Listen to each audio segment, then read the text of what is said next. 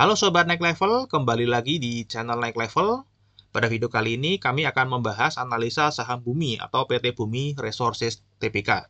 Oke, kita akan langsung mulai masuk ke table of contents atau isi dari video ini. Itu nanti akan kita bahas sedikit tentang company profile. Kemudian ada fundamental analysis atau kelayakan perusahaan dan harga sahamnya.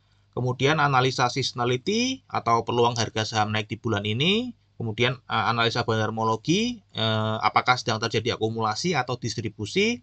Dan terakhir adalah analisa teknikal atau range pergerakan harganya. Kita akan mulai langsung ke pembahasan yang pertama, yaitu company profile. Barangkali ada yang belum tahu Bumi itu apa ya. PT Bumi Resources Tbk ini merupakan perusahaan yang bergerak di bidang pertambangan batu bara dan minyak bumi. Usahanya itu meliputi penambangan, pemrosesan, dan pemasaran minyak bumi dan batu bara. Kegiatan usaha terbesarnya itu berpusat di daerah Kalimantan Timur. Kemudian ini sudah berdiri sejak tanggal 27 Desember 1973 atau sudah 49 tahun beroperasi, teman-teman ya. Ini memiliki 8 anak perusahaan, di mana anak perusahaannya ini teman-teman ya. Dan yang akan saya highlight di sini adalah persentase kepemilikannya. Tidak semuanya ternyata persentase kepemilikannya adalah 100%. Namun ada yang dia berbagi atau sharing dengan perusahaan lain, teman-teman ya. Contohnya PT Kaltim Primakol ini dia hanya memegang 51%. Ada 49% yang dipegang oleh pihak lain, teman-teman ya. Ini nanti akan berkaitan dengan balance sheet yang akan kita bahas nanti ya, teman-teman ya. Oke.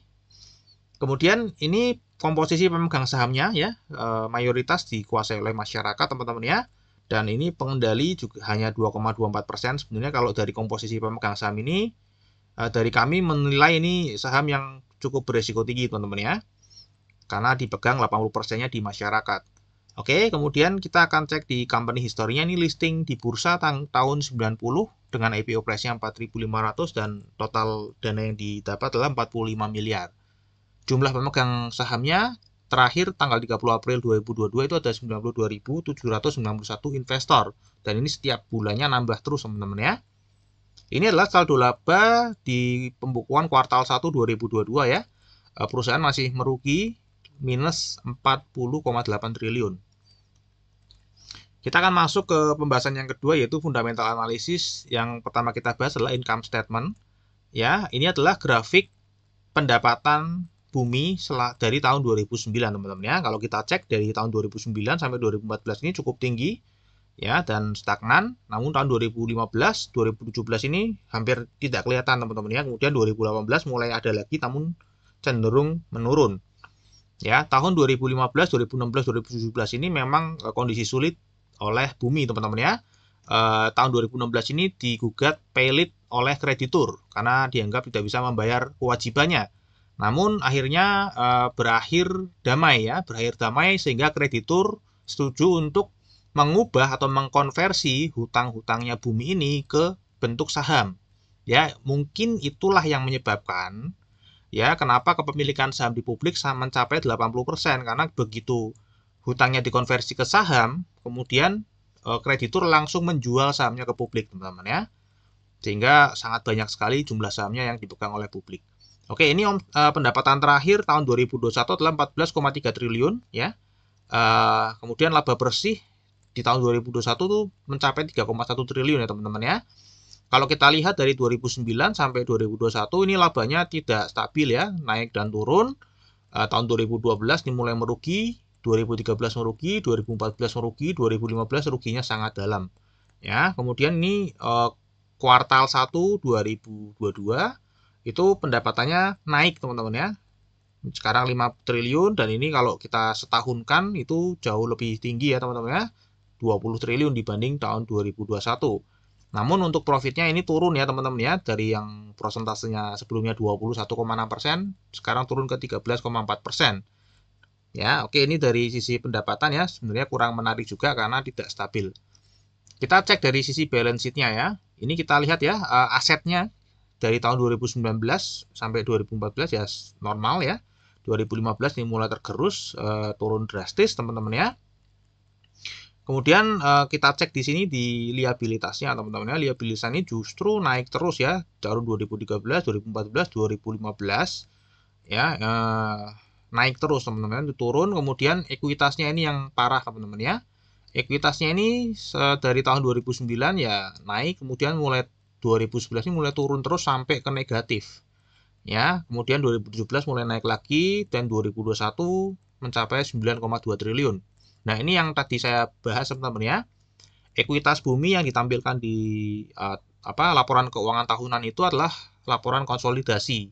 Ya, kalau misalnya kepentingan non pengendalinya dikeluarkan dari laporan keuangan itu, maka ekuitas bumi sebenarnya adalah negatif. Kepentingan non pengendali itu ya tadi itu teman-teman ya, kalau misalnya memiliki anak perusahaan ya yang tidak dipegang 100%.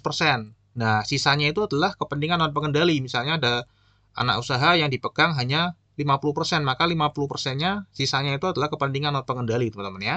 Itu kalau dikeluarkan dari laporan keuangan konsolidasinya itu ekuitas bumi ini sebenarnya negatif minus 6,3 triliun, teman-teman ya. Jadi kalau ekuitasnya negatif artinya perusahaan ini hidup atau berputar operasionalnya itu hanya dari hutang. Oke. Jadi ini juga secara balance sheet kurang oke, teman-teman ya. Kita akan cek di analisa cash flow statement-nya. Bagaimana nih perusahaan arus kasnya ya. Yang pertama arus kas dari aktivitas operasi. Ya, kalau dari 2019 sampai 2014 sih oke-oke aja ya. Arus kas yang masuk itu lebih besar daripada kas yang keluar. Namun sejak 2015 ini negatif terus, teman-teman ya. Jadi kas masuknya itu lebih kecil daripada kas keluarnya. Ini tombok terus kasnya, teman-teman ya. Kemudian kita cek dari arus kas dari sisi investasi. Sebelum tahun 2015, 2014 ini 2012 ini selalu negatif, artinya melakukan investasi terus teman-teman ya. Namun 2013 ini ada penjualan aset atau pencarian investasi ya kalau positif, dan tahun 2021 ini masih melakukan lagi investasi teman-teman ya. Jadi ini tidak stabil ya, pernah beberapa kali melakukan penjualan aset ataupun pencarian investasi. Kemudian kita cek dari arus kas aktivitas pendanaannya. Nah, kalau kita lihat ya, lebih banyak positifnya, dan sekali positif itu nilainya sangat tinggi teman-teman ya.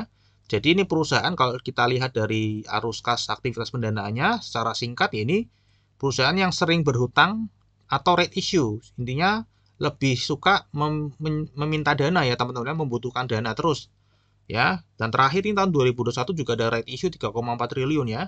Jadi ini perusahaan yang selalu meminta dana ya teman-teman, baik dari hutang maupun right issue. Ya jelas karena kasnya aja minus terus teman-teman ya. Kemudian pernah merugi.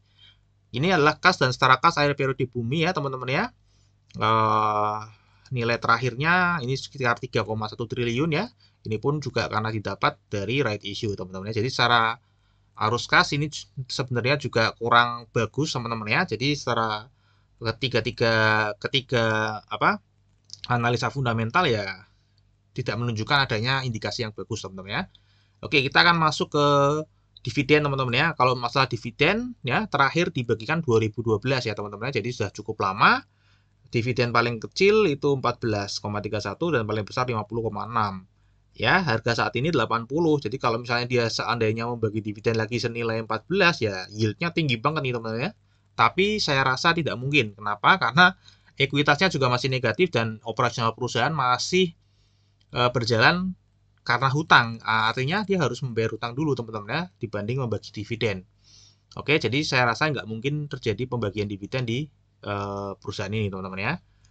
Oke, ini untuk PE standar deviation band kita nggak bisa pakai ya teman-teman ya, karena profitnya tadi nggak stabil.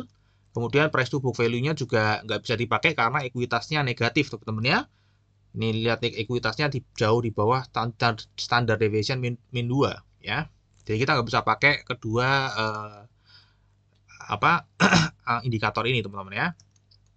Sekarang adalah pertanyaan fundamentalnya, maukah Anda membeli perusahaan yang sudah 49 tahun berjalan ya, usahanya di bidang tambang batu bara dan minyak bumi, saldo labanya saat ini masih negatif 40 triliun. Ekuitas perusahaan juga masih negatif teman-teman ya, masih negatif 6,3 triliun karena mengalami kerugian. Kemudian harga yang ditawarkan di bursa untuk perusahaan seperti ini harganya 9,2 triliun. Ya, atau 80 per lembar saham. Profit terakhir 12 bulan itu 3,1 triliun. Ini terbantu karena kenaikan batu bara ya. Sehingga kalau misalnya teman-teman beli di harga 9,2 triliun dan profitnya 3,1 triliun, maka ya PER-nya 2,9 tahun atau sekitar 3 tahun. Namun perlu dicatat, karena ekuitas perusahaan masih negatif, tentu saja profit ini nggak bisa langsung untuk mengganti uang yang kita keluarkan, tapi harus mengganti ekuitas dulu yang negatif ya. Kira-kira nih kalau dibagi ya 2 tahun, atau misalnya mengganti kerugian yang sudah selama ini menumpuk yang dialami oleh pengendali ya, 40,8 triliun dibagi 3,1 ya sekitar 13 tahun teman-teman ya. Ya, jadi itu kira-kira teman-teman mau membeli nggak perusahaan yang seperti ini. Oke, kita akan masuk ke analisa yang kedua, yaitu analisa seasonality. Ini adalah analisa yang paling sederhana teman-teman ya. Jadi selama bulan Juli 10 tahun ke belakang itu probabilitas saham bumi untuk naik itu adalah 40%, dan di tahun 2022 ini sudah naik 19,4%. Ya, ini adalah kenaikan tertinggi selama bulan Juli ya. 19,4%, sebelumnya hanya 15,4%. Penurunan terdalam ada di 16,67%. Ya, ini kenaikannya juga sudah dialami dari bulan Januari, Maret, Mei, Juni, Juli ya teman-teman ya. Di tahun ini hanya turun 2 kali ya. Jadi teman-teman, apakah sudah terlambat untuk masuk ke saham bumi di bulan ini? Karena sudah naik 19,4%. Oke, kita akan masuk ke analisa yang berikutnya, yaitu analisa bandarmologi analisis. Ya, bumi ini sebenarnya sudah masuk ke salah satu list saham yang diakumulasi oleh bandar yang kami upload videonya pada tanggal 7 Juli ya. Silakan teman-teman kalau misalnya mau cek videonya, ada di link di atas teman-teman ya. Oke, kita akan bahas di sini lagi ya teman-teman ya, secara singkat. Ya, kita ada 2 fase di sini. 1, 2, 3 fase, sorry. Dari tanggal 17 Februari sampai 18 Maret. Kemudian dari 19 Maret sampai 28 Juni dan 29 Juni sampai 18 Juli. Di fase pertama ini terlihat harganya langsung turun teman-teman ya, dan indikatornya menunjukkan sedang ada distribusi. Kita cek di broker summary-nya, memang CS, BK ini sedang melakukan distribusi, dan CC ya. Ini melakukan distribusi yang cukup besar. Ya, kemudian di fase yang kedua 19 Maret sampai 28 Juni ini juga harganya sebenarnya sideways ya, sideways, tapi terlihat juga sedang indikatornya melakukan distribusi, dan kita cek di sini CC, BK dan ZP yang melakukan distribusi plus DX ya. Jadi masih ada yang distribusi di sini, dan ini yang konsisten di distribusi adalah BK dan CC ya. Ini BK dan CC, fase 1 distribusi, fase 2 distribusi.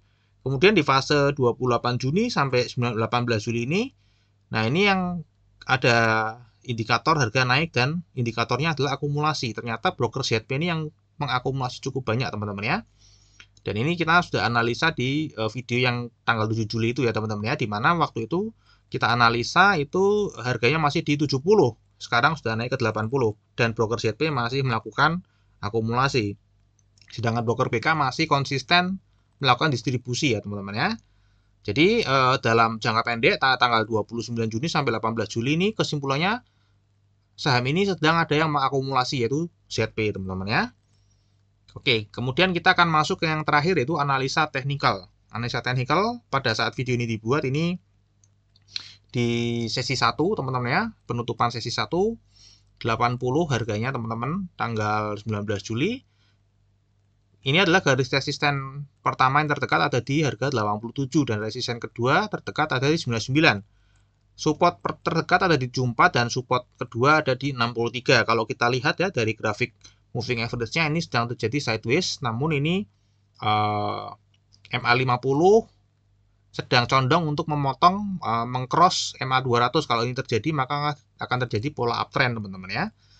Nah, namun seperti tadi yang kita lihat dari sisi bandarmologi, karena sedang fase akumulasi, kemungkinan ini memang akan ada potensi untuk naik ke atas. Dari sisi teknikal juga, semisal ini sudah break ya, sebenarnya sudah break dari garis resisten yang pertama 74, kemudian dia sedang menuju ke resisten yang kedua 87. Kalau teman-teman ambil posisi di harga 80, maka dia akan berpotensi menuju ke harga 87, atau teman-teman bisa mendapatkan profit 8,6%. Namun ternyata jika ini adalah false break, kemudian dia kembali lagi ke titik awalnya, maka teman-teman berpotensi jika mengambil di harga 80 berpotensi minus 7,09%. Dan jika dia break ke bawah lagi, kemungkinan akan ada kembali ke harga 63, atau teman-teman bisa minus 20,6%. Oke, jadi inilah range pergerakan harganya teman-teman ya, di 63 sampai paling tinggi adalah di 99. Ini adalah likuiditas saham bumi teman-teman ya, per hari selama 1 bulan terakhir itu diperdagangkan 2 juta lembar saham per hari. Atau kalau kita kalikan dengan harga saat ini 80, itu kira-kira 160 miliar per hari, teman-teman ya. Jadi ini perlu diketahui juga buat teman-teman supaya teman-teman nggak terkena masalah likuiditas nanti pada saat masuk ke saham bumi ini, teman-teman ya. Oke, mungkin dari kami itu aja, teman-teman ya. Terima kasih sudah menonton video ini sampai habis. Dukung channel ini dengan subscribe, like, dan share. Dan sampai jumpa pada video kami yang berikutnya.